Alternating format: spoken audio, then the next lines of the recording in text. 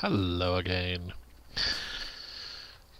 Today, the challenge for this video is digging up more trees.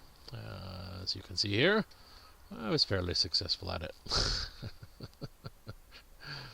um, this has definitely proven the better way since I have to remove the stump anyway. Now, it might be a different story if I didn't need to remove the stumps, but since we're digging this out to put a hill or a house here, we kind of, can't have a stump left over. So I've learned that anytime I have to remove the stump, the easier and better way to do this is by far to dig the stump out and then push the tree over so that the stump just comes out with the tree.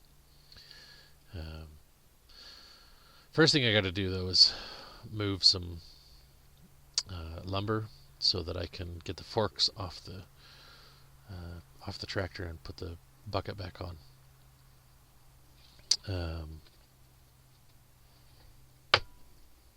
The challenge was that I had 2 pallets and needed to basically just combine them into one. So I took everything off. Actually, I think I had 3 pallets.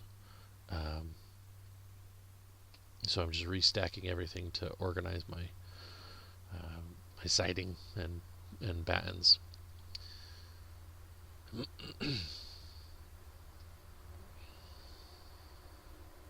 Not very exciting, to be honest. But it was a necessary thing, and I do need to rebuild these pallets with a slightly better design. I've learned a few things.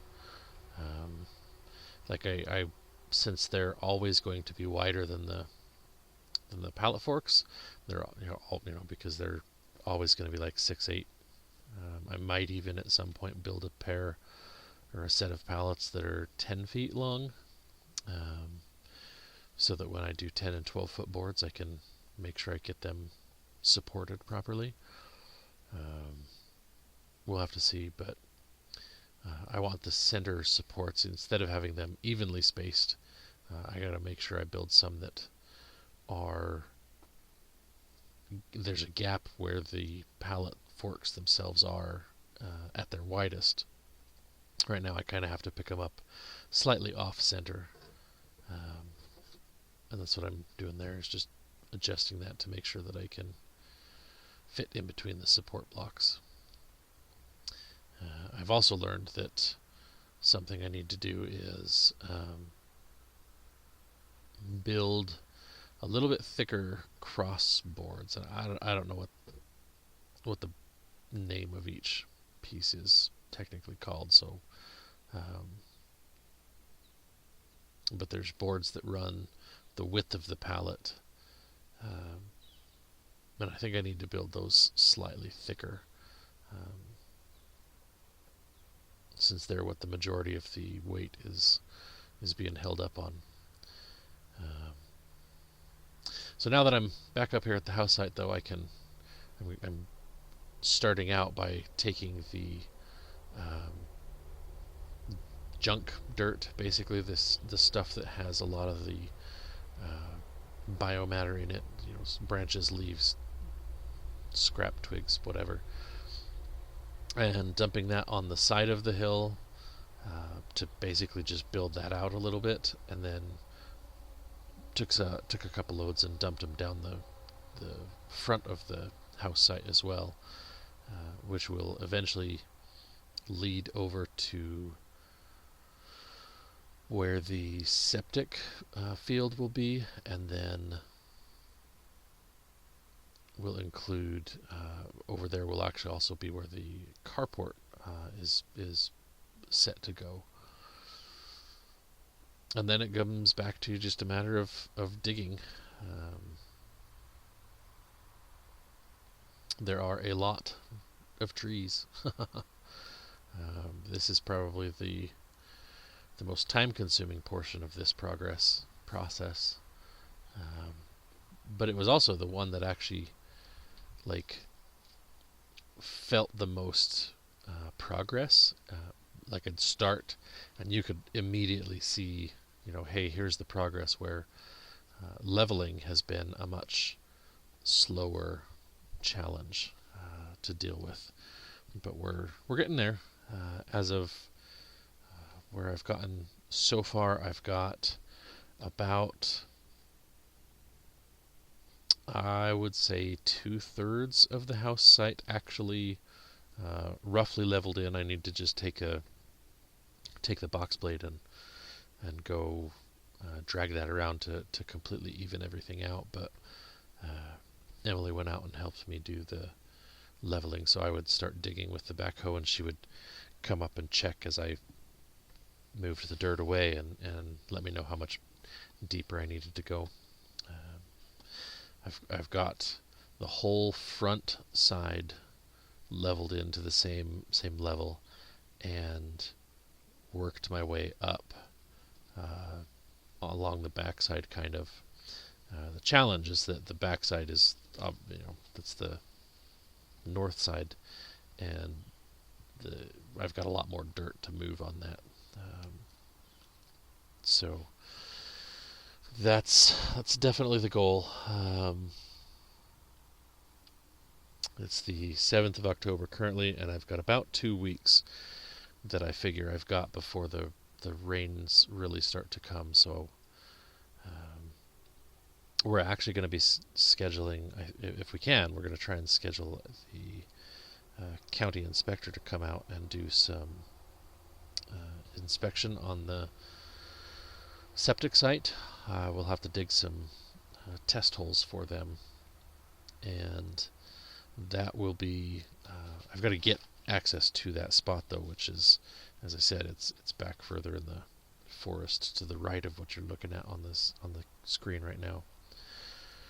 So I will continue to take everything that I'm digging out of the hill right now and building up that skid road is what I've got there. It's from when they harvested the trees 16 or so years ago now.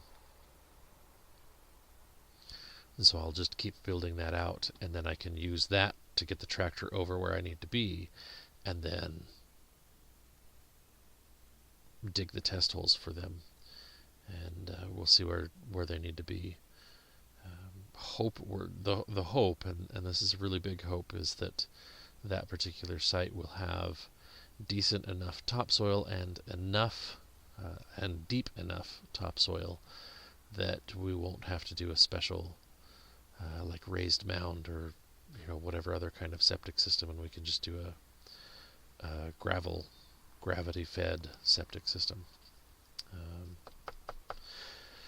But who knows? We'll see. We're kind of anticipating. We had some perk tests done on the lower area when we first started looking at this, and when we first got the master site permit and all of that, and they did not come back very well. But we were told that if we can get higher up on the bench of the hill, then there would be more topsoil and hopefully, theoretically, less clay. So that's definitely the hope. But as I've continued to work, I'm afraid we're probably not going to get that lucky. So we're anticipating the septic system is going to be a fairly pricey one, unfortunately. But over here I've got a pretty easy spot, and I just keep bringing the trees over and setting them over here. I need to, soon I will need to, after I get all the dirt work done, I'll come back and pick up each of the trees, and I think I'm going to leave them in as long of logs as possible.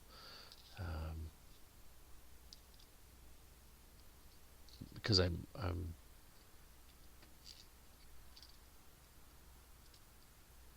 potentially gonna use some of the bigger ones to build a shed. So we'll see how things go, but it's the sun's going down at this point, and I wasn't sure at what point the camera stops being able to see things, so I figured I'd turn my headlights on, and clearly that was unnecessary. You can still see pretty well, but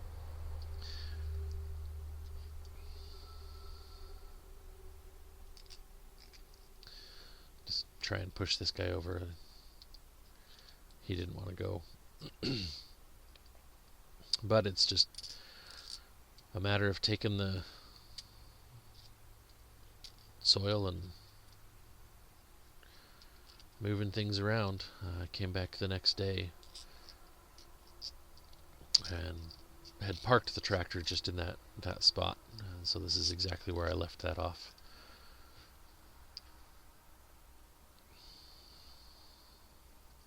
But it's been fairly rewarding, actually, seeing all of this progress and knowing that we're getting close to where we need to be with it. So one of the next challenges will also be that we need to get water lines and electric conduit laid into the ground and start getting that stuff ready for installation. The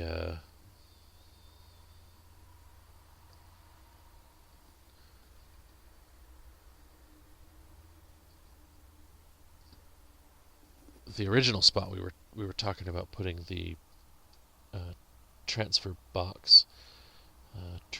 box. Yeah, I guess it's a transformer box. And the power meter was kind of down here where the road bifurcates to where you turn up to come up the hill. But because we're going to have a fairly big, wide area for the turnout of, to get the home up here, we actually I was talking with the inspector, and a better spot for that is actually going to be in that spot, just kind of behind where I'm sitting right now in the video. So I will be building basically just a wall to mount the circuit breaker box to, which will actually be a really great spot for it, because if there's ever a fire or any issues, then that'll make it really easy for the fire department. As they come in, they'll be able to just see that and just flip that main breaker and kill the power before they even have to do anything. So that'll actually be a really good spot for it, and then it'll actually be just above the barn, so it'll give a shorter run in total for what we need to do, but it'll be several hundred feet more in the high voltage wire, so that'll be a bigger upfront cost. So we'll see where that goes. We'll have to get an application for the electrical permit started, and then they'll come out and help determine that, and at that point I can confirm with them some details about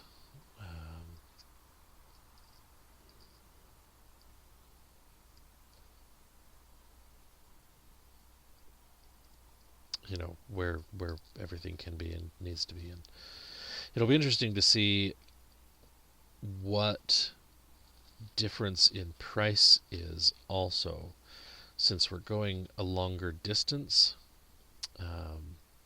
Obviously the price is going to go up for them to run that cable, but the hope is that since prices have finally started to come back down a little bit since COVID,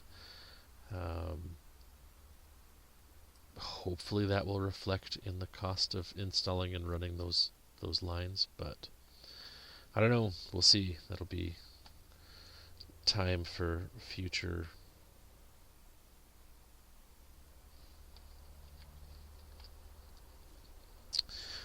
me.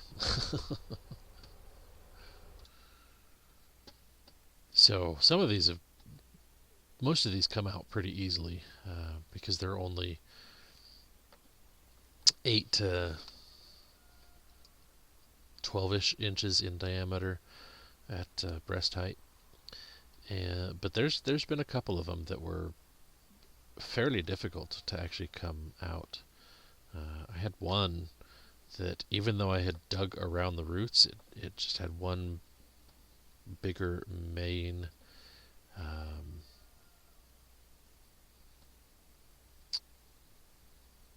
taproot, I guess. Which, I mean, the alders don't really have a taproot, but it just had one root that must have been super big, and I just didn't get that enough. So it had enough strength in the roots that it didn't come out, and ended up splintering the tree and barber chairing it, which is a good thing that I'm not right next to the tree with the chainsaw, for instance, because I kind of figure if that had barbered, like if it was gonna barber chair, then it probably would have barber chaired if I was felling it with the chainsaw. So not being next to the tree is definitely the place I want to be when that tree splits. That's kind of a terrifying thing.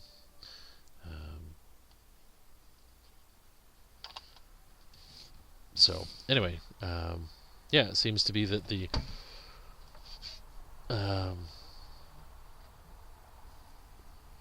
best way and safest way is definitely to use a tractor to push the trees over. It's one of the reasons when we get an excavator, we want to try and get the biggest excavator that we can. So upwards of, I figure probably 12,000 pound excavator if we can make finances work. But that's a big machine. But it would sure come in handy with projects like this, and I imagine that's probably a big enough machine that 2 or 3 swipes with the bucket at the roots, and then a good strong push would be all that most of these trees would have ended up needing. So we'll see. You never know what life holds.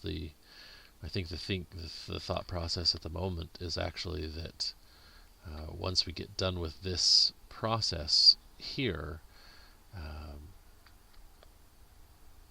and have the house site ready to go, and the trench dug for the water and electrical, then we're probably gonna list this tractor for sale, just because it is just smaller than what we actually want to have. Having a much better front loader lift capacity and not having the backhoe on the back would actually be hugely beneficial for the property. But that would require then obviously having an excavator, which would be what we end up trying to get in place of this, because the excavator would come in far more handy than the tractor for right now. So who knows? Well, something I've definitely learned. The place we bought this particular tractor, and I mean, I'm not going to name names, although you can look up. There's only one Kubota dealer within 50 miles of us, so that's pretty clear where that came from. But their I don't know, their service department is just so far lacking. I feel like they built everything about this tractor wrong. I've now had, I think I'm on my 10th bolt that shouldn't have ever come loose, that is starting to fall off. And in this particular case, I had actually taken I'd had them come out and look at it as a warranty issue, and told them that the right rear tire was making some kind of a squeaking sound occasionally, and I couldn't figure out where it was coming from, and they claimed it was due to the lug nuts being loose. And I said, well, I'm using a breaker bar, and I can't get them to turn at all. And I demonstrated and showed them, and sure enough, they didn't move, but they claimed that's what it was. And so I said, okay, whatever, and they left. They were there for something else, and I just had him look at that at the same time. I actually had him come out again and look at it a different time, and was told the same thing, and it kept getting worse, so I had them actually take it into their shop, and they came up with the same claim, and you know, brought it back and said, well, we just found that it was the lug nuts that are loose, and we put a wrench on there, and they all moved and they all tightened. And I said, I don't believe that. I think that's impossible, but okay, whatever. And they unloaded it from the tractor, and it was making the exact same sound as they unloaded it. And I was just so infuriated. I just said, fine, whatever. I don't have a choice but to keep using it until it makes a different sound, or until something gets worse. And as I've been digging up here, that squeaking sound has now changed into a kind of a thumping sound. So I figured, okay, something's definitely worse, so let me see what I can find. And I climbed under the tractor and ended up seeing that two of the bolts that actually hold the axle hub to the transmission and the backhoe frame mount are completely loose. There's like it's probably greater than a 1/16 inch of a gap between the frame and the lock washer. So I'm hoping I can take those bolts in and say, hey, I need you to replace these under warranty, because I tried to get you guys to fix this 3 different times, and you claimed it was lug nuts when it isn't. We'll see how they respond, but I'm pretty sure I'm going to end up having to pay for those out of pocket. But at least I know now what the problem is. It hasn't been a bad tractor, but they've definitely lost whatever business they got from me, and I can't recommend them as a good dealership, which is kind of sad. The friend that we have over the hill, we've borrowed his tractor and got all the cottonwoods from him and stuff. When we were looking for the tractor, he told us to go through the Kubota dealership down in Longview, because we'd get better service from them. And I thought, well, that's I can appreciate that, but having a relationship with the Kubota dealer that's actually going to be the one that comes out for any warranty issues, because they're the closer of the two options, I thought would be the smarter choice. And I hate to have to admit it, but he was definitely right, I think. So you live and you learn, but this will definitely not probably, this will definitely be the last orange tractor you ever see on our property. Once we upgrade to something else, it'll probably be blue, red, or yellow or white. I don't know that I'll go with a green tractor, just because of the idea that John Deere has right now, where you're not allowed to work on your tractor. I side with pretty much all other farmers out there that I can't afford to sit and wait on something. So if you don't know, the issue is the right to work issue, the right to repair issue, is that John Deere has put computers in pretty much all of their new tractors, and they are so high tech that they have said, well, nobody but a John Deere technician is allowed to work on them. You can't even take it to like you know, a mechanic of any kind. They don't have access to the programs, so you have to hack the software to be able to install new updates and software updates, and that voids the warranty. So there's a bunch of lawsuit issues with this at the moment, and that's not something I can get behind. I should be able to work on my tractor, and I shouldn't have to wait to schedule a mechanic to come out in 4 weeks when I'm if I were a harvester, you know, I can't wait 4 weeks to harvest the grain because by then it'll be overripe and soggy from the rain and you know collapse down into the mud, or the corn will be overripe and at that point it's hog food. And I don't know, that's just a big challenge.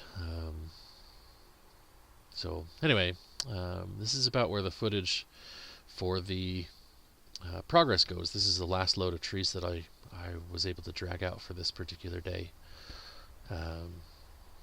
But I did spend some time. Emily brought home some ginger for me at my request. I wanted to make some homemade ginger ale, so she brought home some ginger, and I processed that, and this is the end result of what we were able to process.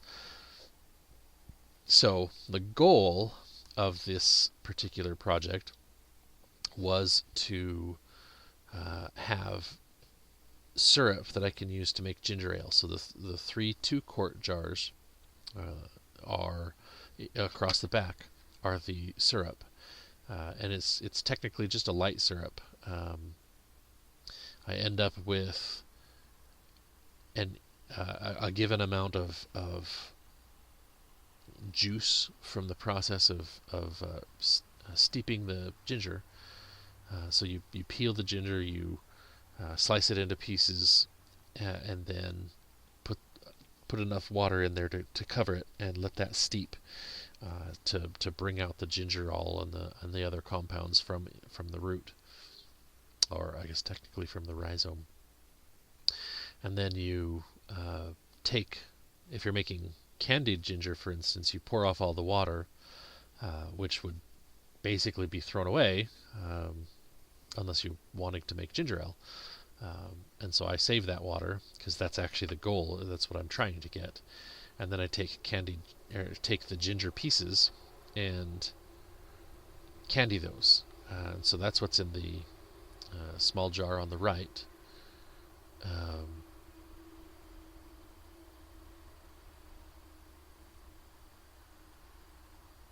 Oh, you know what? I apologize. I lied. The 3 2-quart jars in the back are actual ginger ale that already has yeast in them to start the carbonation fermenting process. The 2-quart jars are the ginger syrup. So I apologize for that. Make sure we get that correct. But anyway, the jar on the right and the little Ziploc bag, that's the candied ginger pieces. And so you take all the ginger that you've just steeped, and you take and strain off the water, weigh that, and then you put that back in the pot and add an equal amount of sugar and stir that up to get the sugar dissolved, and then bring that to a boil, stirring pretty much constantly, and you cook that down until all of the moisture evaporates and you're left with dried candied ginger.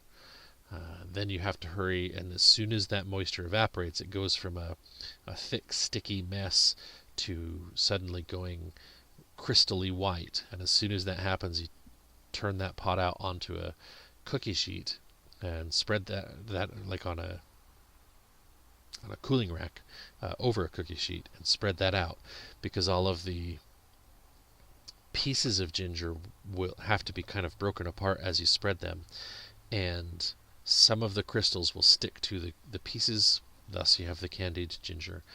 Some of the bigger pieces of ginger, all of the bigger pieces of ginger will become the candied ginger that's in there. All of the smaller pieces of ginger will fall through and end up in the bottom of the pan with the any sugar that didn't actually stick to anything. But that sugar, which is what's on the in the blue lidded jar in the front, is fine, regular granulated sugar, but infused with a ginger flavor. And then all of the smaller pieces that fit through the straining through the cooling rack are in the orange jar in the front.